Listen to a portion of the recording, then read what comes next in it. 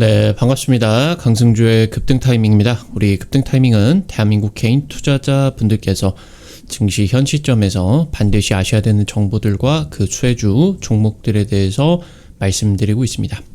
오늘도 급등 타이밍 시청해 주셔서 감사드리고요. 영상 시청하시기 전에 좋아요 버튼과 댓글 있습니다. 꼭 부탁드리고요. 구독 버튼 아직 안 누르신 분들 구독 버튼도 부탁드리겠습니다. 여러분들에게 제약바이오 급등이 기대가 되는 핵심적인 모멘텀과 관련된 수혜주 종목들 총정리 해놨습니다. 100% 무료니까요. 영상 처음부터 끝까지 시청하시고 해당 자료집 꼭 받아가시기 바라겠습니다. 오늘 영상도 바로 진행해 볼 수 있도록 하겠습니다.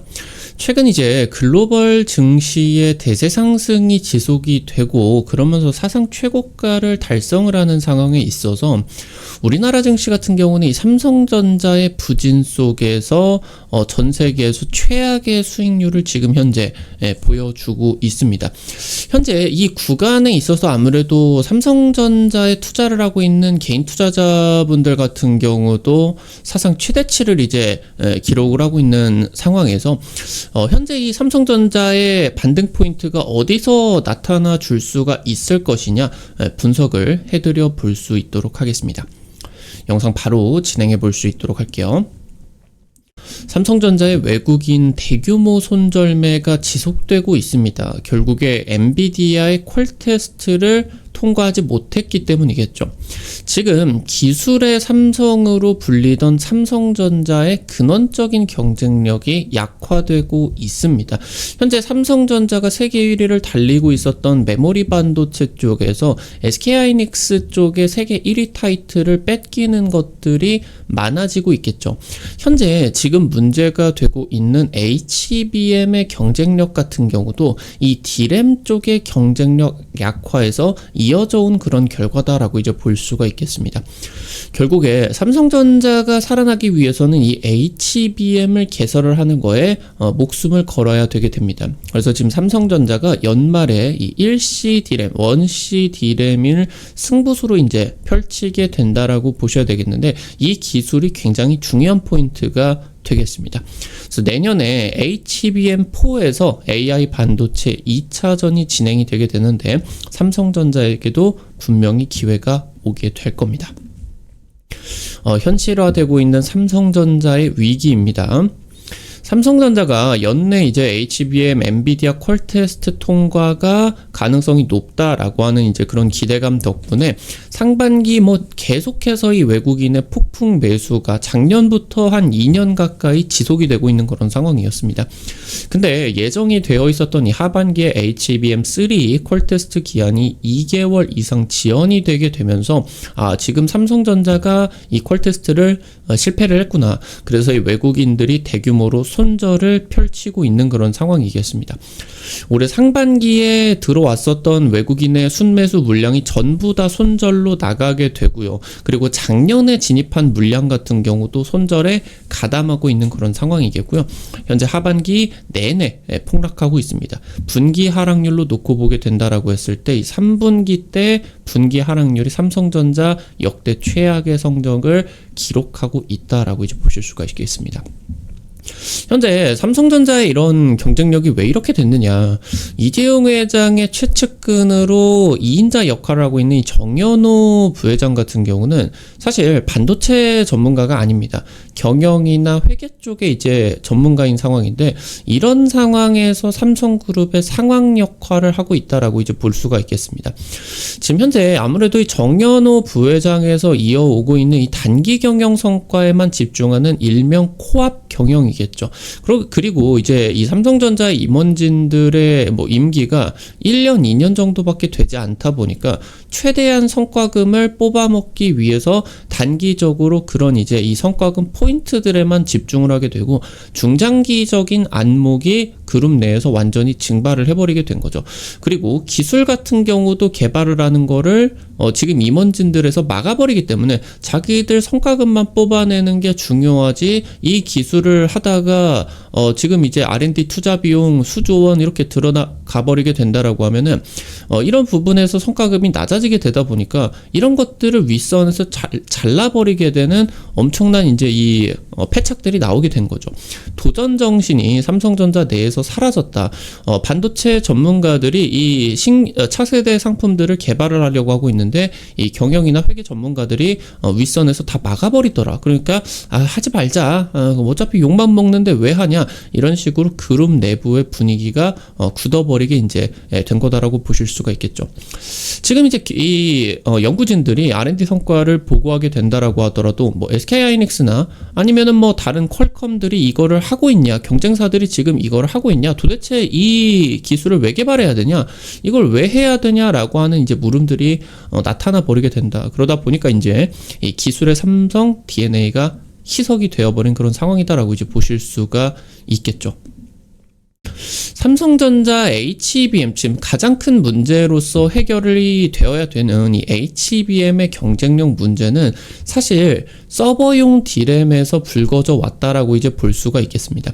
그러니까 HBM 같은 경우는 구조적으로 D램 웨이퍼를 적층하는 방식이죠. 그래서 이 적층을 통해서 병렬 구조를 통해서 기하급수적인 그런 데이터 송수신 효과를 나타낼 수가 있겠는데, 결국에 HBM은 D램이다라고 이제 볼 수가 있겠습니다. 그러니까 D램 기술력이 높아야 HBM의 기술력이 높은 상황이게 되는데, 삼성전자 같은 경우는 사실 이 D램이나 메모리 반도체 사업 같은 경우는 한 방에 어떤 혁신적인 그런 상품을 개발을 하는 게 중요한 게 아니라 상당히 성장이 되어 있는 상황에 있어가지고 이 메모리 반도체 사업 자체가 원가 절감이 굉장히 중요해지게 됩니다. 그러니까 삼성전자 같은 경우는 차세대 이 기술에다가 집중을 하기보다는 이전 세대를 성숙화시켜가지고 수율을 최대한 뽑아먹고 그걸 통해 가지고 이제 영업이익을 늘리는 그런 정책들을 사용을 했다라고 이제 볼 수가 있겠는데,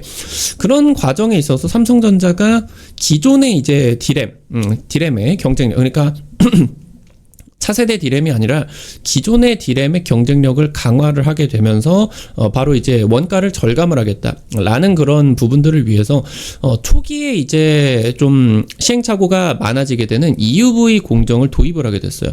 그래서 초반의 비용 같은 경우는 많이 들겠지만 향후 이 과정이 성숙화가 되게 된다라고 했을 때는 D램 쪽에서 분명히 비용 절감이 될 것이다 라는 기대감으로서 이제 추진을 하게 됐는데, 아무래도 파운드리 쪽에서 적극적으로 도입이 되는 이 EUV 공정 자체가 난이도가 굉장히 높아요.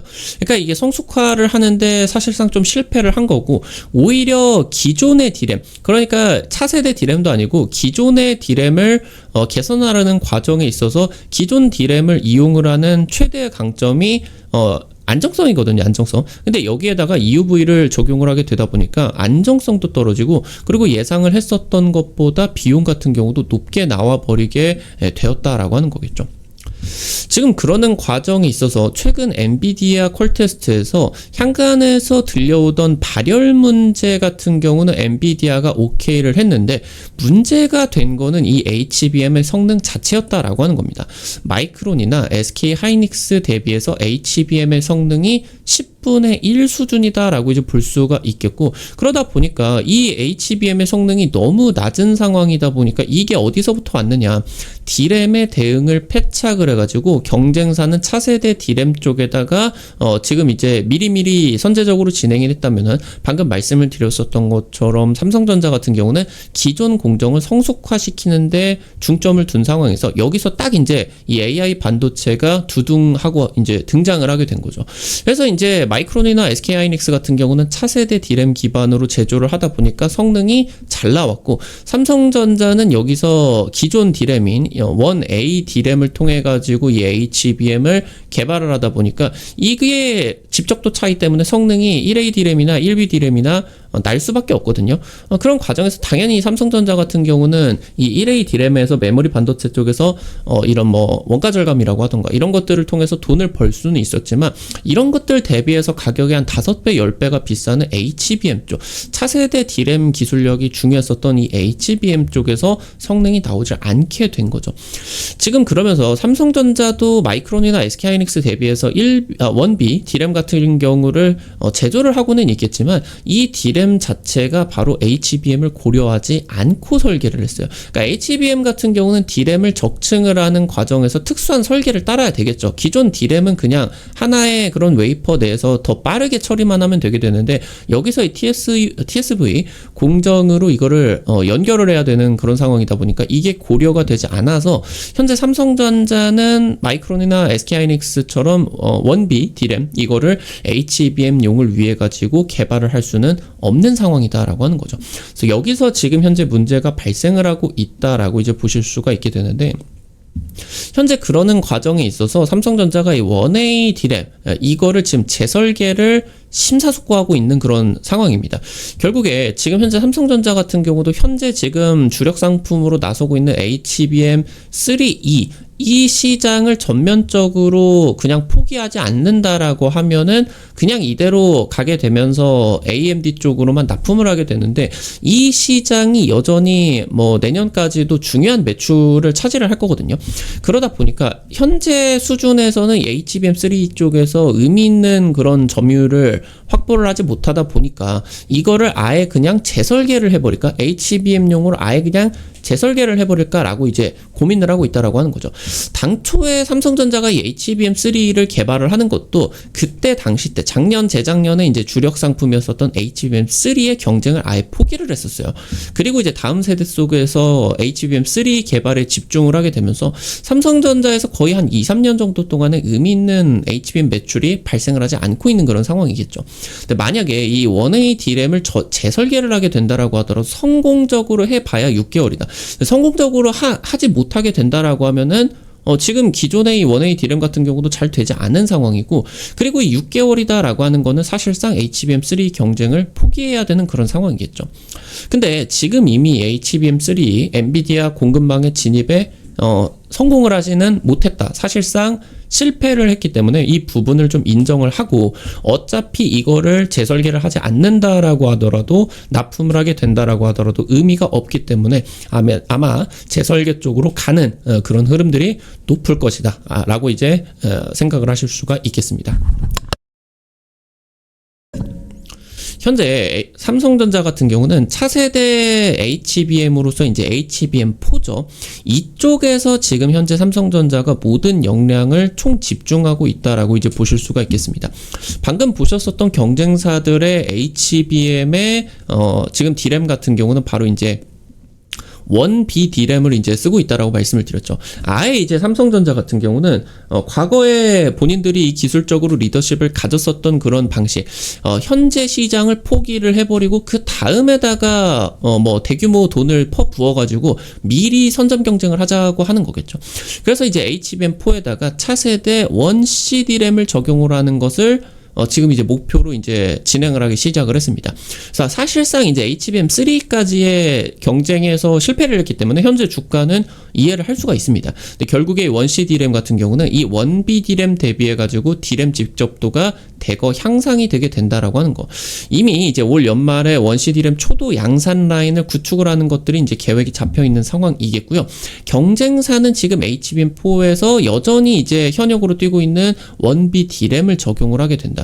아까 보셨었던 것처럼 삼성전자가 경쟁사 대비해가지고 HBM 쪽에서 성능이 10% 정도밖에 나오지 않는 이유가 기존 이제 DRAM이 1A DRAM을 썼기 때문이다라고 말씀을 드렸죠. 근데 여기서 삼성전자가 이 1C DRAM을 잘 안착만시키게 된다라고 하면은 굉장히 중요한 그런 결과들이 나타날 수가 있겠다라고 하는 거겠죠. 이 HBM의 적용을 최우선적으로 이 1C DRAM 쪽에서 고려를 해가지고 설계가 될 것이고 삼성전자가 이 HBM 쪽에서 승부수가 나왔다라고 이제 볼 수가 있겠습니다. 현재 삼성전자는 위기가 현실화가 되고 있는 상황입니다.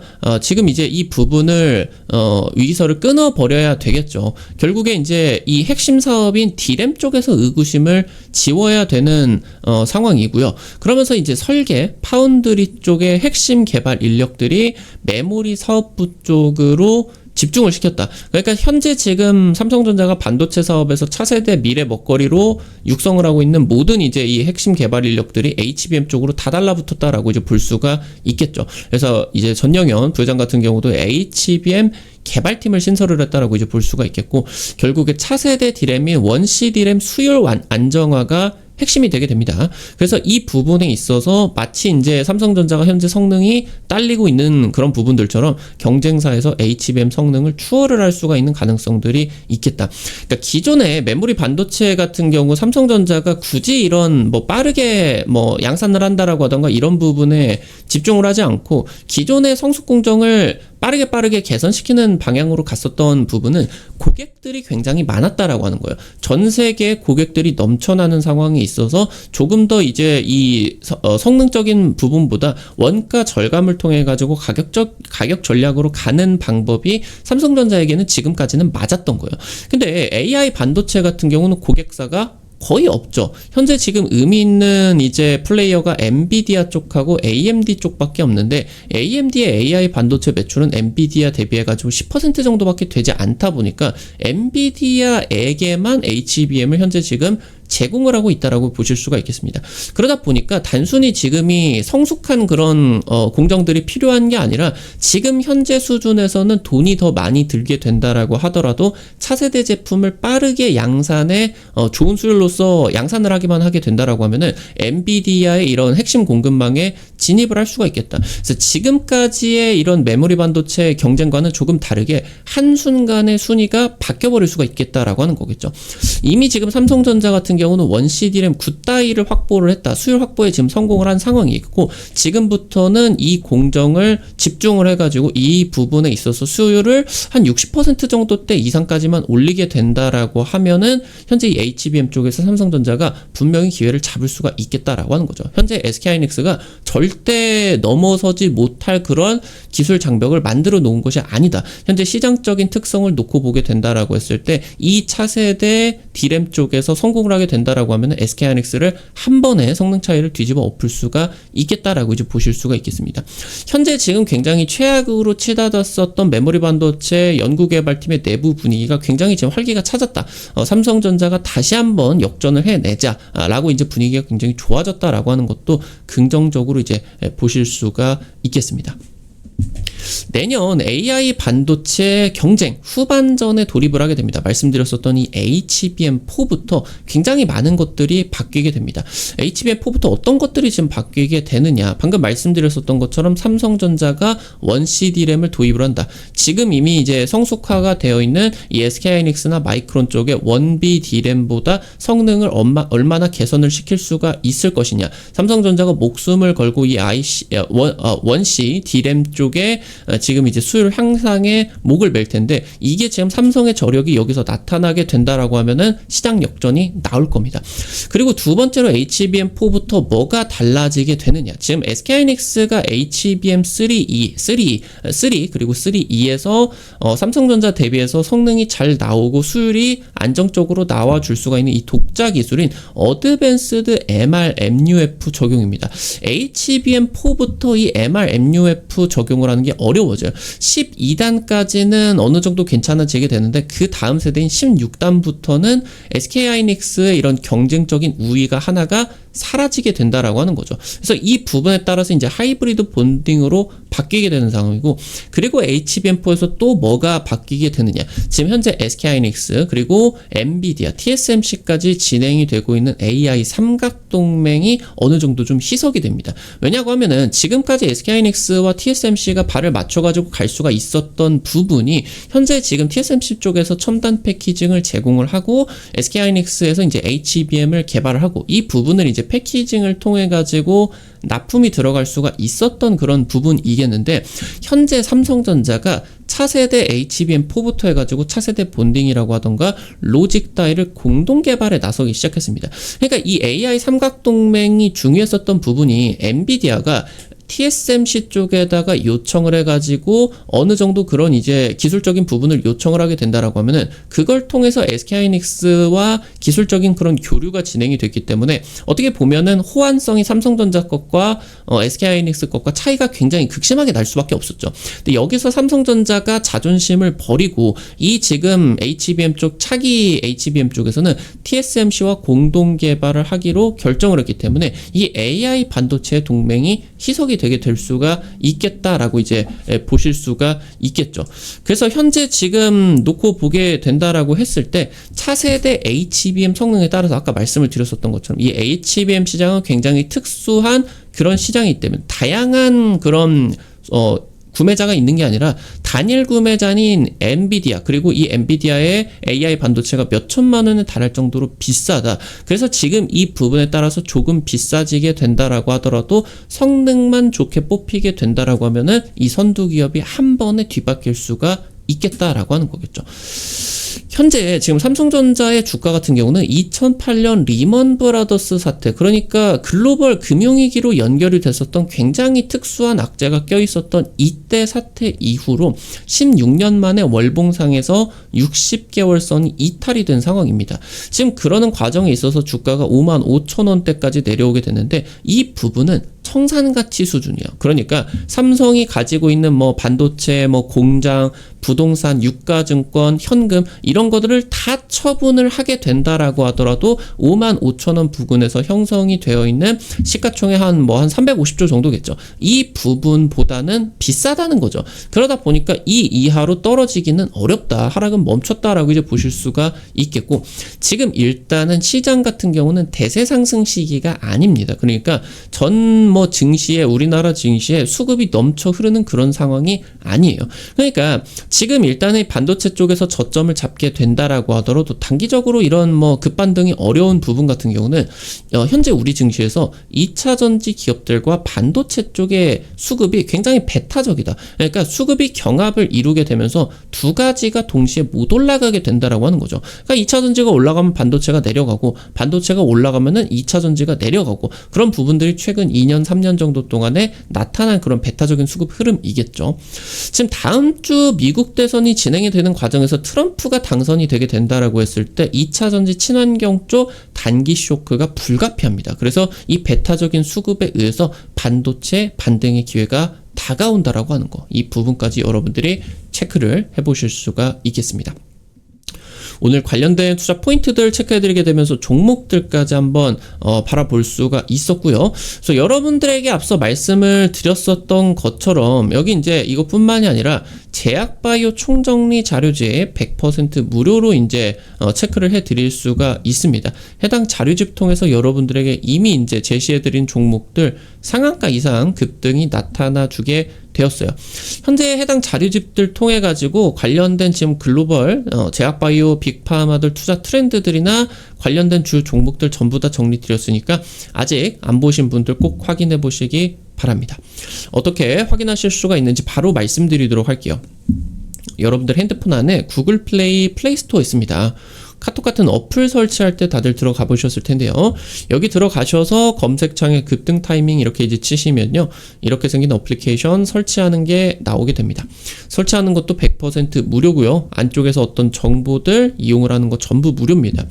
유튜브를 통해서 여러분들에게 다양한 투자 관점들 제시를 해드리고 있는데, 당일 급등할 것 같다라고 하던가 상한가 그 이상 기대가 되는 종목들 같은 경우는 유튜브를 통해서 제시를 해드리는 게 한계가 있을 수밖에 없어요. 그래서 그런 정보들을 실시간으로 제시해드리기 위해서 만들어 놓은 장소니까요, 구독자분들 특히나 놓치지 마시고 꼭 설치하시기 바라겠고요.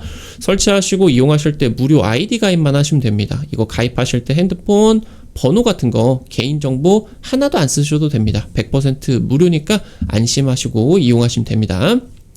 설치하시고 들어가시게 되면 어플리케이션이 이제 이렇게 생겼는데 아래쪽에 테마 차트 분석이라고 있어요. 이거 이제 누르고 들어가셔서 위쪽에 별표 치고 제약 바이오 총정리 자료집 있거든요. 이거 누르시고 아래로 좀만 내려 보시면요. 첨부 파일 있습니다. 첨부 파일. 이거 누르면은 무료로 받아가실 수가 있게 됩니다. 이게 아무래도 이제 PDF 파일이어가지고 핸드폰으로 받으시는 분들 중에 열리지 않는 경우가 있어요. 그런 분들 똑같이 플레이스토어 들어가셔서 검색창에 PDF 뷰어 검색하셔서 설치하시고 이거 통해서 이제 보시면은 열람 가능하시니까 이 부분도 놓치지 마시기 바라고요. 앞서 말씀드렸었던 여기 급등 추천주 게시판에서 당일 급등 상한가 이상 기대되는 종목들 매일매일 올려드리고 있어요. 이런 식으로 이제 종목들 매일매일 올려드리고 있는데 당장 이제 지난번에 올려드렸었던 뭐 이런 종목들 필옵틱스 한 이틀 3일 만에 10% 급등 나오고 하거든요. 이런 식으로 여러분들에게 당일 급등부터 상한가 이상 기대가 되는 종목들 매일매일 올려드리고 있으니까 놓치지 마시기 바라겠습니다.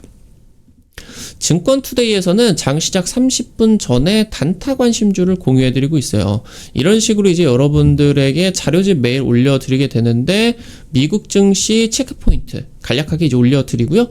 당일 시장에서 이제 단타 가능성이 높은 종목들 이렇게 이제 올려드리면은 여러분들이 한 100만원 정도에서 200만원 이 정도로만 이제 투자를 하셔서 하루에 한 5만원에서 10만원 정도 벌어가 본다 느낌으로 접근을 하시면은 매일 아침에 단타 재밌게 참여하실 수가 있을 겁니다. 이 부분도 놓치지 마시고요. 테마 차트 분석에서는 여러분들에게 핵심 자료집 뿐만이 아니라 급등이 유력할 것으로 기대되는 테마주 종목, 업종, 섹터들 매일매일 올려드리고 있으니까 이 부분도 놓치지 마시기 바라겠습니다. 우리 급등 타이밍은 시청해주시는 투자자 여러분들의 실전 계좌에 직접적으로 도움이 될 수가 있는 주요 정보들 드리기 위해서 매일매일 노력하고 있습니다. 오늘도 영상 시청해주셔서 감사드리고요. 영상 나가시기 전에 영상 하단에 좋아요 버튼 그리고 댓글 잊지 마시고 꼭 부탁드릴게요. 여러분들이 남겨주시는 좋아요 버튼과 댓글 하나하나가 급등 타이밍에게 정말 큰 도움 됩니다. 다시 한번 부탁드리고요. 구독 버튼 아직 안 누르신 분들 구독 버튼 누르시면은 급등 타이밍의 최신 주식 정보들 누구보다 빠르게 확인하실 수가 있게 됩니다. 오늘 또 영상 시청해 주셔서 감사드리겠습니다. 지금까지 급등 타이밍이었습니다. 감사합니다.